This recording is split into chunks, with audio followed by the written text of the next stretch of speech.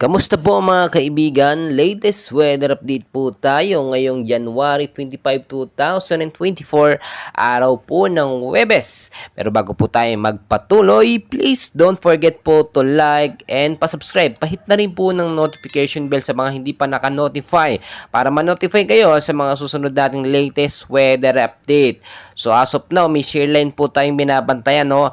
At itong shear line po nakaka-apekto sa ilang bahagi po ng eastern section po ng southern Luzon at northeast monsoon naman sa ilang bahagi po ng ating Luzon. Mga kaibigan, uulitin ko lamang po para malinaw sa atin, no? Wala pong bagyo sa loob ng Philippine Area of Responsibility. So hindi porkit walang bagyo, wala na tayong babantayan na sama ng panahon.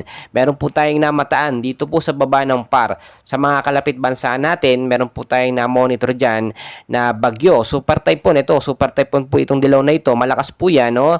At malayo po ito sa bansang Pilipinas. Pero yung direction po niya, posibleng puntahakin yung PAR o Philippine Area of Responsibility at magkaroon ng direktang epekto. Pero sa ngayon, wala pa naman northeast monsoon or mga localized thunderstorm na nakaka-apekto sa ating bansa. Mag-ingat pa rin tayo at patuloy ko kayong i-monitor. I-check ko po mabuti yan, no? Hindi po yan nire-report ng Pag-asa, mga kaibigan.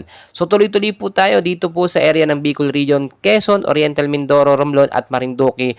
Maulap na panahon po sa hapon na may mga isolated light rains po, no, pagdating sa gabi. Pero sa umaga, expected po natin mainit po ang panahon hanggang sa tanghali. So dito naman po sa Cagayan Valley at Aurora, maulap na panahon din sa hapon. Madalas po yan laging maulap ang panahon sa hapon. Dala po yan ng localized thunderstorm, northeast monsoon. Mag-ingat po tayo sa posibleng pagbabaha, no? Gayon din sa matataas na area, sa mga landslide prone area. Dito naman tayo sa Metro Manila at ilang bahagi po ng Luzon, maulap po na panahon ng mararanasan sa hapon, mga kaibigan, no? Paalala ko lamang yan. Mainit po sa umaga at sa tanghali. Sa hapon po, pag matsyag tayo, obserbahan natin, madalas tuwing hapon po talaga umuulan.